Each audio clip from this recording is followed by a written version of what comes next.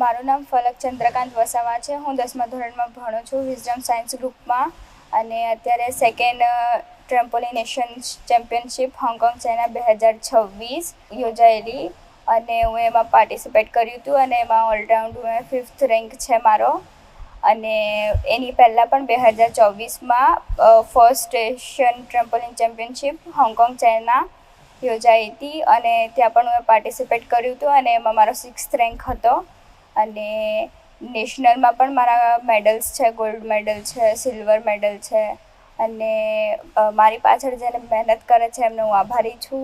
અને મને સારી ટ્રેનિંગ મળે છે અને મારા મમ્મી પપ્પાનો પણ સપોર્ટ છે, એનાથી જ હું આગળ વધી રહી છું. 2030માં કોમનવેલ્થ ગેમ્સ ઇન્ડિયામાં યોજાવાની છે અને એમાં હું પાર્ટિસિપેટ કરું અને એના માટે પ્રેક્ટિસ ચાલે છે. અને મારો ગોલ એવો છે કે હું ઓલિમ્પિકમાં પણ જાઉં અને કોમનવેલ્થમાં પણ ઇન્ડિયાનું નામ આગળ રોશન કરું. લગભગ 2-2.5 વર્ષ પહેલાં ફલક વસાવા અમારા એક ટ્રેનિંગ પ્રોગ્રામનો ભાગ બની. ઇન્ડિયામાં જે ઇવેન્ટ ખૂબ નામચીન ન હતી એવી ઇવેન્ટ માટે અમે એ ઇવેન્ટ પસંદ કરી અને અમે વિચાર્યું કે ટ્રેમ્પોલિનમાં ગુજરાત અને ઇન્ડિયાનું નામ રોશન થાય એ માટે આપણે કંઈ કરવું છે. સદનસીબે ફલકની અંદર એ એબિલિટીઝ અને એ ક્વોલિટીઝ હતી કે જેના કારણે એ આગળ એક્સેલ કરી શકે એવું અમને દેખાયું. ત્યારબાદ અમે એને ટ્રેનિંગ મોડ્યુલ્સમાં જુદા જુદા ટ્રેનિંગ સાથે એને એક્સેલ કરાવવા માટેની મહેનત શરૂ કરી. શરૂઆતમાં ગુજરાત લેવલ ઉપર ગોલ્ડ મેડલ, પછી નેશનલમાં સિલ્વર અને ગોલ્ડ મેડલ અને 2024માં એ દીકરીએ ઇન્ડિયાને હોંગકોંગ મુકામે રિપ્રેઝેન્ટ કર્યું અને ત્યાં ફાઇનલમાં ભાગ લઈ અને 6ઠા નંબર ઉપર રહી. ત્યાંથી અમને લાગ્યું કે હવે આપણે ઇન્ટરનેશનલ લેવલ ઉપર એને વધારે મહેનત કરાવી ગુજરાત અને ભારતનું નામ રોશન કરી શકીએ એમ છે.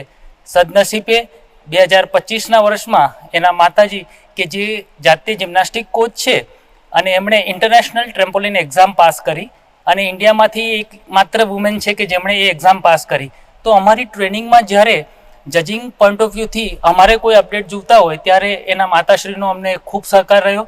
અને એ જ રીતે એના પિતા શ્રી ચંદ્રકાંત વસાવા સાહેબ કે જે બંને સ્પોર્ટ્સ ઓથોરિટી ઓફ ગુજરાતમાં એઝ એ કોચ પોતાની સેવાઓ આપી રહ્યા છે અને આ વખતે ઇન્ડિયા ટીમ સાથે એના પિતાશ્રી કોચ તરીકે પણ ગયા હતા અને ત્યાંથી આવ્યા બાદ એમણે જે અપડેટ્સ અને જે ઇનપુટ્સ અમને આપ્યા છે એના આધાર ઉપર અમે અમારા ટ્રેનિંગ મોડ્યુલ્સમાં હવે થોડું ફેરફાર કરી અને આવનાર આંતરરાષ્ટ્રીય સ્પર્ધામાં ફલક સારું પ્રદર્શન કરે અને ઇન્ડિયાનું નામ રોશન કરે એવી મહેનત શરૂ કરી છે. આ આખી જર્નીમાં ફલકની જાતે પણ ખૂબ મહેનત રહી. પોતાના એજ્યુકેશનની સાથે સાથે ટ્રેનિંગને પણ એટલો જ ન્યાય આપવો અને સવાર સાંજ ટ્રેનિંગ કરી અને પોતાની જાતને કેળવવી એ સહેલું નથી. પરંતુ એણે એક ગોલ નિર્ધાર કર્યો છે કે મારે કોમનવેલ્થ ગેમ્સ કે આગળની ઇન્ટરનેશનલ ઇવેન્ટ્સમાં મેડલ લેવો છે, એના માટે મક્કમ છે અને એના એ જ એટીટ્યૂડ અમને મોટિવેટ કરે છે એની પાછળ કામ કરવા માટે.